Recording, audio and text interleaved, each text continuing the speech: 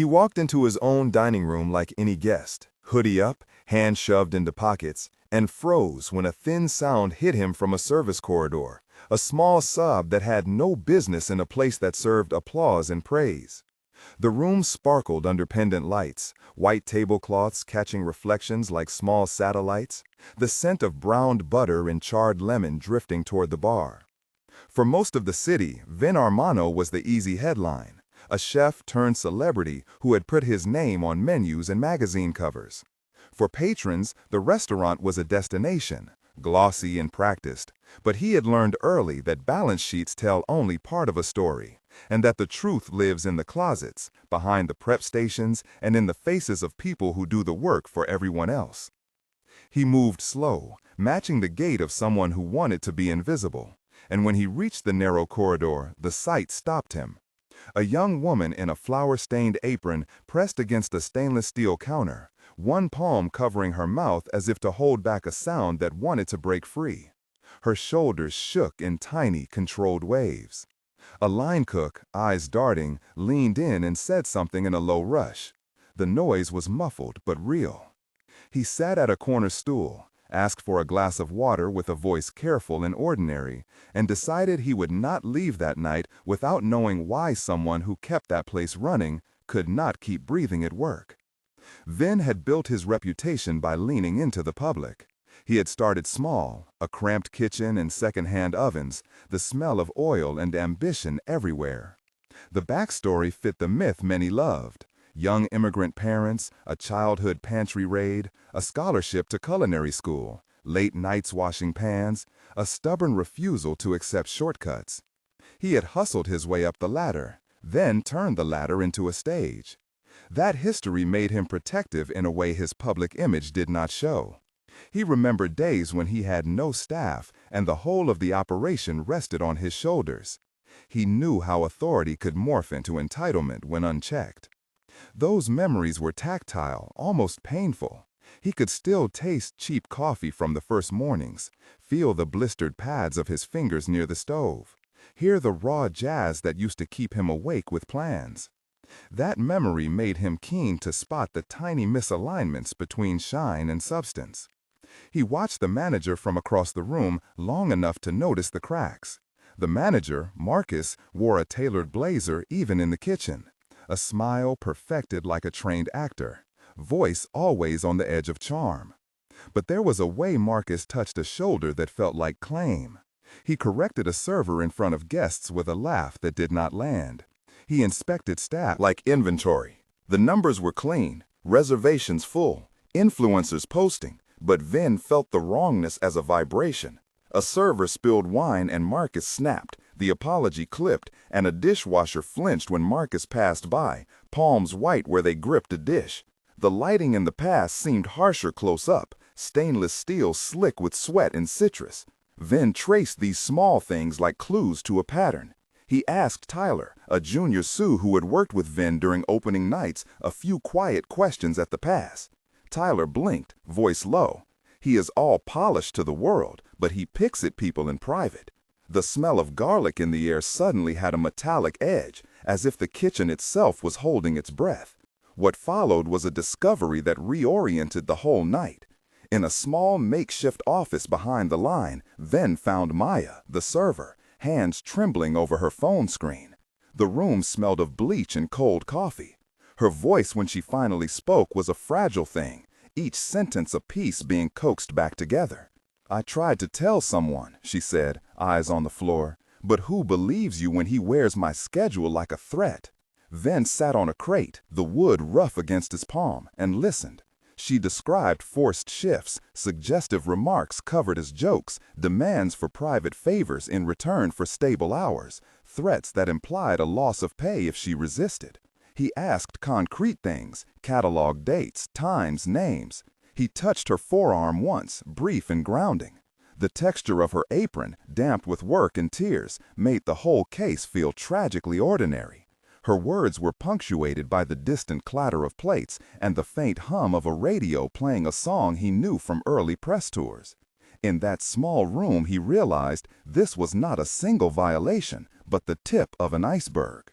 then moved into investigation with the caution of someone who could break lives with the wrong approach. He started by talking to colleagues in hushed exchanges, gathering fragments into a mosaic. The scene at the staff table became a quiet theater of testimony. He sat across from Tyler and then Nate, who handled bar prep, then Rosa the pastry chef, then Linda the hostess, each conversation a set of small acts that added weight. The dialogue had to be shown, not summarized.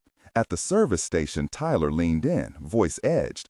I saw him close doors to speak to Emily, then he would call her sweet names when servers were gone.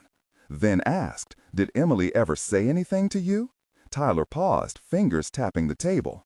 She would laugh it off, say she was fine, then cancel shifts.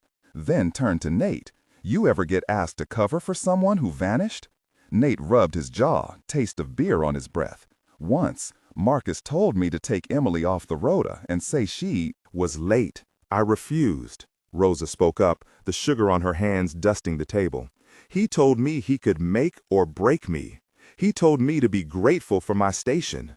Linda swallowed, the hostess badge cold under her fingers.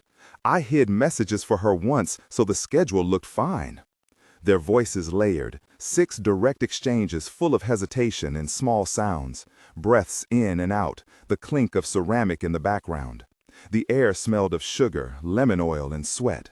Then noted every detail, a tiny card with dates in his pocket, a photograph of a torn schedule on a phone screen, a printout of a text where Marcus had promised a raise in exchange for silence.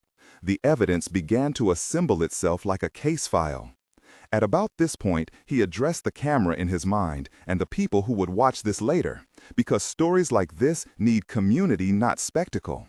If this has stirred in you a mix of anger and helplessness, you are not alone. Have you ever seen a pattern at work and felt unsure how to act? Share what you saw, starting your comment with, I saw, so other viewers can find similar voices. Your words matter because they map how widespread this is and help us plan better stories and resources. Every comment helps build a picture, and every story can guide someone who is scared to speak. We will use these accounts to shape follow-ups and to point viewers toward organizations that offer legal and emotional support. Now back to what happened when Vin decided to change from silent observer to an active protector. He found an ally outside the kitchen that night, Nate the bartender, who kept his own ledger and had a habit of recording strange interactions for his memory. They met in a cramped alley behind the restaurant where the night air smelled of fryer grease and the city rain. Nate pulled a small voice recorder from his coat and clicked it on. I did not want to, but I kept a few things, Nate said, voice barely above the alley sound. He cornered Lucia twice. Then asked, do you have timestamps? Nate nodded. Yes, September 3rd, 10:52 at night. I have an audio where Marcus says if she wants to keep her hours, she will see him after service. You can hear the footsteps, the door shut. They spoke in 6 quick exchanges there, each person filling gaps, the rain tapping like a soft percussion on nearby dumpsters. The recorder carried a faint clink and a rustle, but the voice on the file was distinct, a demand masked as a favor. Nate agreed to hand over the file and to be ready to testify. The alley tasted of salt and oil, their jackets damp, urgency pressing at the ribs. Confrontation had to be careful in public. Then arranged a meeting in a small private room with HR present, with a lawyer he had called, and with witnesses ready. He walked in wearing his badge and a certainty that had nothing to do with fame. Marcus sat across the table, polished and cold, his smile a practiced veneer. Then placed the recording and a folder of texts and printouts on the table. The air smelled of disinfectant and cheap cologne. The dialogue in that room was sharp and prolonged, 8 exchanges that traced humiliation to accountability. Vin said, we have recordings and multiple witnesses. Marcus replied, voice smooth, you do not understand the pressure of running a service. Vin countered, this is not pressure, this is coercion, and it is illegal. Human Resources Director Sarah leaned forward, pen poised. We will review these files and suspend you pending investigation. Marcus tried to charm, if people could just, if they only knew how hard this job is. Rosa called into the meeting, spoke quietly. Hard does not mean you own people. Marcus, for the first time that night, faltered, the practiced smile losing color. Then played Nate's recording. The sound of a door closing and a voice making a transaction between schedule and silence filled the room like proof. HR announced immediate administrative action. Marcus stood, palms open, face a mix of rage and fear. "You will ruin me." Then answered, calm and firm, "You already ruined trust here." The rhythm of those exchanges had a legal precision, each line a step toward consequence. The immediate aftermath was relief braided with rawness. Maya was taken from the schedule and offered paid time off while accounts were audited. In a staff meeting that followed, Vin chose to speak without the cameras in the room, voice steady in a kitchen that had been a theater of fear. He named people who had supported the response, each with an action that made change real. Tyler, who had refused to lie, Nate, who had recorded and handed evidence, Rosa, who had logged incidents in a notebook, Linda, who had hidden messages to protect Maya, and Javier from security, who had stood by to ensure safe exits. He thanked them aloud and then told the staff the company would install an independent hotline and immediate policy changes. He said, "No one will be scheduled in a way that can be traded for favors. No one will be punished for reporting." The speech was empathetic and exacting. He walked through new complaint channels, promised anonymous reporting, and announced counseling resources with a local nonprofit called Workers' Shield that would provide legal consultations. The room smelled of lemon cleaner and coffee. People shifted in chairs. Some wiped eyes. Some nodded grimly. He made sure each person who spoke afterward did so on their terms, and he closed the meeting with an instruction to HR to begin a full audit. 1 month later, the change felt practical and fragile. The staff roster was reorganized. A rotating schedule removed the ability of one person to control shifts. And the anonymous hotline logged 3 initial reports that were investigated. Maya returned part-time, her smile small but real, and she clicked open a message from a support counselor, breath visible in the cool morning as she stepped into a staff entrance. Community partners like Linda from the local union organized a workshop on workplace rights in the back room on a slow afternoon. Tyler enrolled in a training program recommended by HR to become a shift leader.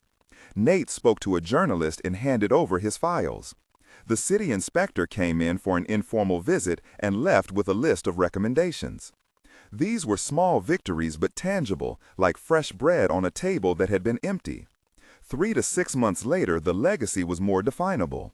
Marcus had been dismissed after an investigation, references were updated across the group, and the restaurant had instituted quarterly audits and mandatory harassment training with outside facilitators. Workers' Shield reported an increase in calls from hospitality workers in the neighborhood, and then partnered with a local nonprofit to create a fund that guaranteed paid days off for people making complaints during investigations so they would not fear immediate economic reprisal. The dining room had softer laughter now, less hurried, the staff moving with a steadier rhythm. Maya said plainly to a reporter, "I can breathe at work now." And those words traveled further than anyone expected. The closing note was a simple instruction and invitation. If you see abuse where you work, name it and speak it, because silence is the tool that lets power become harm. If this story moved you, subscribe for more investigations and practical guides on how to stand with workers, and join a community that chooses responsibility over silence. Remember, when a place of business meets humanity, the only acceptable profit is dignity.